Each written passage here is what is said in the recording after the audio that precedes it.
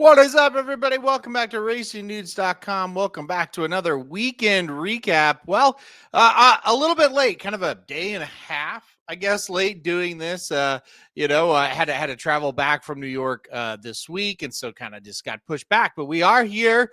We're ready to go. We're going to do it again with the recaps. We got 4 races to recap. All races on the turf this week to recap. We'll talk about all of them one by one. We'll go through the replays of each one.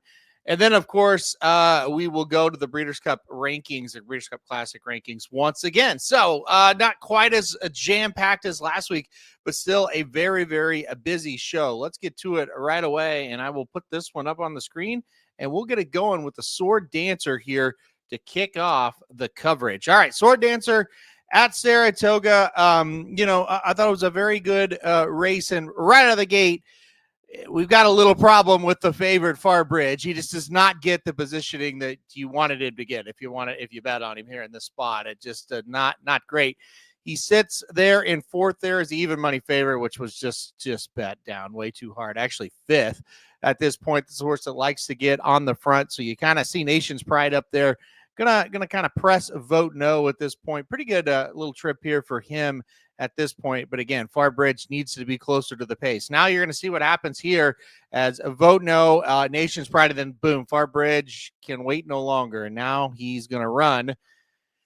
And now, he's going to get up here into 2nd. And at this point, I wish they just would have said take the lead. But Rosario then chokes him back a little bit and going to put him kind of to the inside of vote no. I don't know. I think at that point, you've been better off to try to just get him to the front. I don't know if it would have changed. I don't think he was going to run all that well anyway, but he was in big trouble here. He's now fighting the rider and things like that. As this thing starts to shake out, Vote No is going to get an easy lead when you see now Nation's Pride kind of sitting there in 3rd, and then Cordobes in 4th. And so, as you're looking here and you look this pace unfold, they're not going very fast, but you could tell right away still Farbridge was just not comfortable.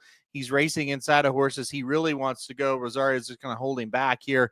And then it's kind of a waiting game from here from all of them. I think everybody kind of knew in this race that Vote No was probably going to back up. So then it was just a matter of when do we make our move and what do we do as all the trees block our view. So as you see, it's going to be Nation's Pride that's going to take on a little bit of that responsibility of going up towards the front there. And then it's just going to be a situation where Farbridge is tucked in. He can't get out. You can tell right here he's not going to do a whole lot of running. Nation's Pride takes over. And right here, he looks like a winner. He looks like he's getting the winning trip, winning move. I thought he had the race won right here. You can kind of see him start to take off. Farbridge is not moving. And then all of a sudden, look at Flavian Pratt on the number 1, El Cordobes. He is getting going right there with Rebel Red. Rebel Red and him are going to close here to the wire. Nation's Pride not going to be able to hold on as the number 1, El Cordobes, gets it done for Appleby. It'll be Rebel Red in 2nd. Rebel Red is a horse that only has one eye. And, as we were watching this, we were thinking, boy, what if Rebel Red just didn't see the one kind of come up until it was too late? Maybe he could have won this thing. So comes in 1-2-5 in this spot. I thought this was, I'll go ahead and kind of go to the stretch run again for you here. I thought this was a super, super impressive run by the winner. He was sitting in 4th. He got shuffled back. Pratt was pretty patient, kind of let it develop up front. And then, boom, got that seam, bam, right there. There you go. That's where you get the seam. That's where you go, okay, he's got the shot. But Rebel Red at this point looks like he's closing just a little bit stronger. But once Flavian Pratt gets the winner kind of out and in the seam, it's over. So Flavian Pratt gets the job done, quote unquote. The other Appleby wins it. Rebel Red 2nd there. And, and then Nation's Pride did run 3rd. All right, let's go to the Saratoga Oaks next. I'll put that up on the screen for you. Saratoga Oaks. It was a field of 6 here, and this was a race that I was very, I would say, fascinated by the betting. I guess everybody's kind of saw how I saw it, thought Opulent Restraint would be loose on the lead, and then a few strides in, she's not. She's not loose on the lead. It was totally justified, and I think that was kind of a theme for me. I don't know if it was for you guys out there watching, but a theme for me on this day, my 2nd and 3rd choices winning a lot of times. And misjudging the pace of the race was a big problem for me as well. So totally justified in front, Opulent Restraint there in second. And I thought that would be flip-flopped. And I don't know that it would have mattered, honestly, in this spot here. Laura Lynn, the horse that eventually is going to win this thing, is sitting, in third/fourth, just depending on what point you look at it. She was much the best in here. Go Maggie Go sits in fifth, and Go Maggie Go ends up getting injured. We'll kind of document what happened. Very, very unfortunate. If you had Go Maggie Go in an exacta or a try, horse basically had to get somewhat pulled up. It did finish the race, but just got knocked off stride, and Ortiz had to kind of take care of the horse. So turning for home here, Opulent Restraint is coming to get number 5, Totally Justified. I knew I was totally screwed, though, because Laura Lynn is just way too close, and Laura Lynn's going to outgallop Opulent Restraint to the wire here 20 times out of 20 when you're this close. I thought Opulent Restraint would get the jump. It didn't happen right here. I knew the race was over. And then you see Laura Lynn kind of took a second straighten up, and when she did, got the job done with a pretty nice effort here, kind of pulling away from an Opulent Restraint. And you see the 3. Look at the 3, Go Maggie Go. Right now it's like, okay, we're going to get second, maybe third, now the 4. Then bam, right there you had to kind of, you see how the jock, Jose Ortiz, had to pull this horse up a little bit. I'll be quite honest. I had a lot of family obligations on Saturday, and I watched all these races live, but I watched them on my phone, and I didn't catch this. I was just looking at who won, and when I watched the races back that Saturday night, I thought, oh my gosh, what did Ortiz do there? That's so weird. And then, of course, I read that the 3 was injured and vanned off. So just a really, really unlucky thing. The horse is obviously going to finish third. If you had this horse in a try, you're feeling really, really sad about it, obviously. But obviously, horse comes first. A little bit of an injury there. Don't have an update there, but again, bam, right there, just took a weird step and had to be pulled up just a bit. But the winner, Laura Lynn, certainly was impressive. Again, this horse continues to just impress, by the way. A really, really good, nice developing 3-year-old filly, no doubt about that. All right, let's go to Colonial Downs next. And we're going to go to the Arlington Million in a race where I really hate myself that I picked Integration. He is the number 8 horse here. He has no excuse not to win this race. He's better on paper than these horses, and he just simply refuses to win a Grade 1 event, and I don't know why. So he's sitting right there in third, and I thought he was getting a very good trip, stalking the pace there of Time Song. And then the Kentucky Derby winner, Mystic Dan, there as well. You see Integration 3-5. And again, this is on me completely for trying to think Integration was going to win this race. So he sits, though, a very good trip. I felt pretty good about it the whole time. The eventual winner of this race is going to be Fort Washington. That horse is back in last. And, that's kind of where Fort Washington likes to run. Well, it wasn't really concerned with the trip Fort Washington was getting, but at the same time, Integration should outkick Fort Washington to the wire here. If he's good enough. Mystic Dan, a horse we talked about a lot. He's out there with 2 long shots right now. Time Song and Runaway Stormer are out there 1-2, and Mystic Dan now takes over into second. He looked good here for a half second. We'll see what happens after the race. They said Mystic Dan to the dirt mile. That's going to be the goal. I thought it was a pretty good effort on the turf, but there's no doubt. And then here comes Integration. Again, around the corner here, you've got Mystic Dan ahead of you. You got 2 long shots ahead of you. You just got to think, okay, we're feeling good right now. You do see some horses kind of starting to rouse up, but Integration turns for home here ahead of the horses that you're worried about. You got to think he's going to outkick, and then he just kind of gets swallowed up. Mystic Dan, you see him, the number 1 horse. He's making a nice move. The 7 coming up the rail there. And I'm thinking, oh my gosh, this is going to get stole. But Fort Washington just motors them down, and just a nice, consistent run by Fort Washington to beat Grand Sonata there out of the win. I'll go back here, and I'll go back here again. I just really, I don't know, maybe Integration moved a little too soon.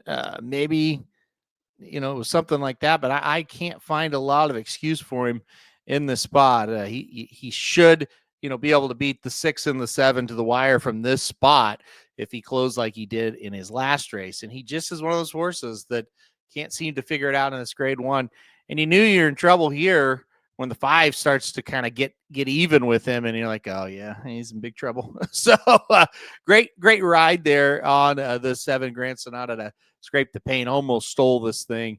And like I say, this, stablemate Fort Washington just says, okay, see you later, and wins this thing impressively. All right, let's go on to the last one, the Beverly D. It's where we'll go here for the last replay that we'll watch today. And another, for the Phillies here, there's a short field of 6. And another one where I just totally, I misjudged the pace. I thought Be Your Best, the 2-horse, would go out to the front and take this field gate to wire. And that's not what happened. That is not what happened at all, as you're going to see here momentarily. And then boom, right there. The number 4, Cinderella's, excuse me. I choked up there. The number 4 takes the lead, and Be Your Best is not. And they're going to run 1-2 all the way around the track here in this situation. There's not a whole lot to analyze, a whole lot to talk about. When you look at this race again, I all week, I just seem to, well, not all week, but all on Saturday, I just seem to not get the pace of the races right. And when I wouldn't call myself like a pure pace handicapper, but I do take it into account quite a bit, and I was just getting him wrong. So Charlene's Dream is, taking him here, gate to wire. You see 48-3. Now, right here, I'm like, okay, but Be Your Best is in a good spot. Like, I think Be Your Best is gonna be able to maybe pass him here at this point. It just never happened. Right here, Be Your Best is starting to range up, and I thought, okay, I'm still going to get this race right, even though I thought the trips would be flipped. We're still in good shape.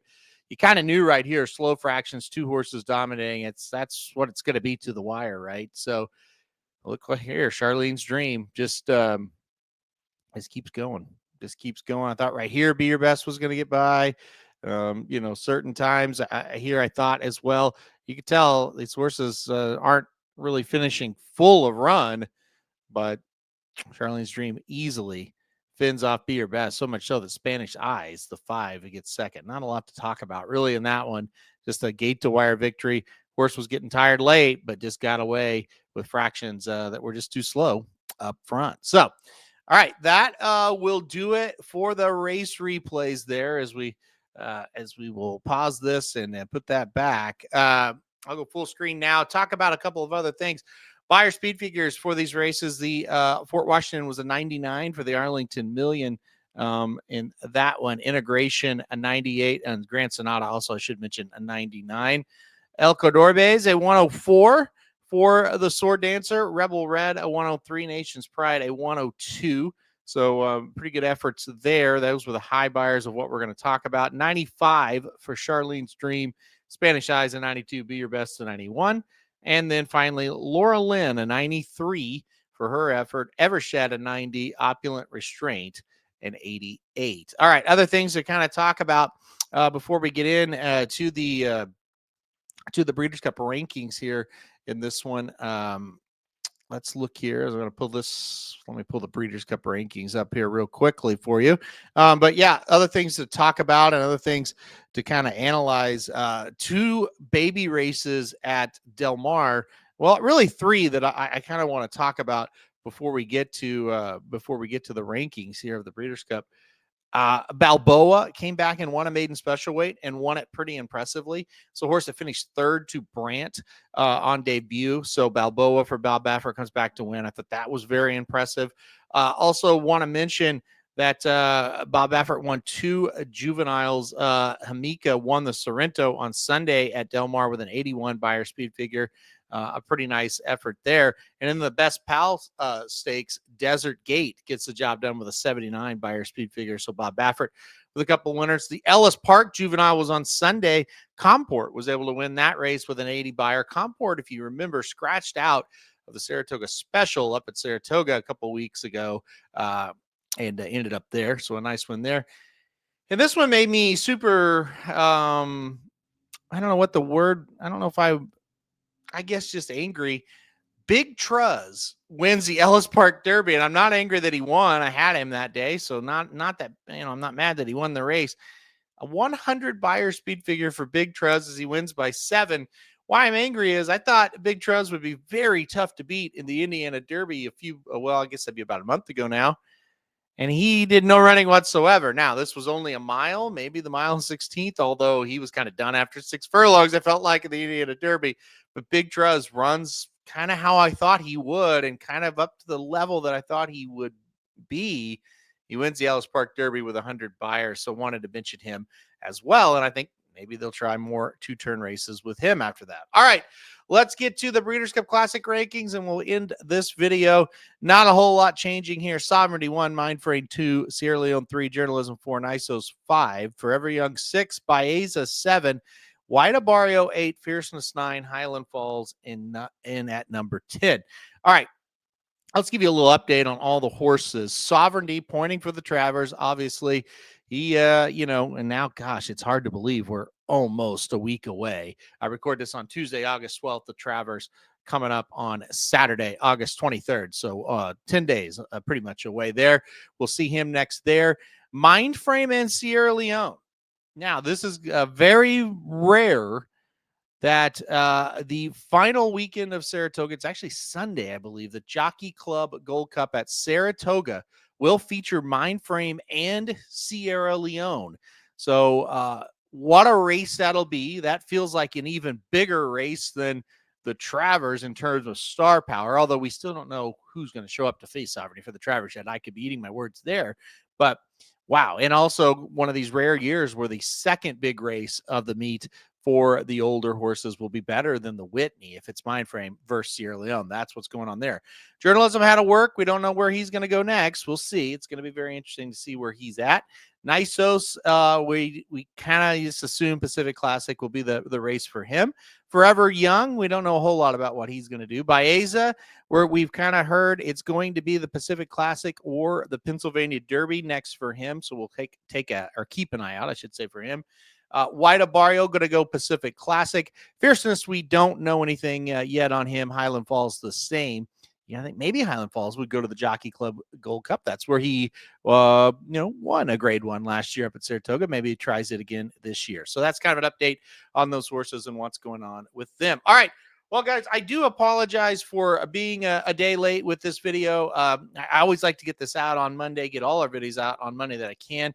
This could make it happen. A lot going on here, but should be back on track this week now that I'm back home, and shows should be on the same days, and everything should be going smoothly from there. So thanks for your patience on this. Thanks for watching as usual.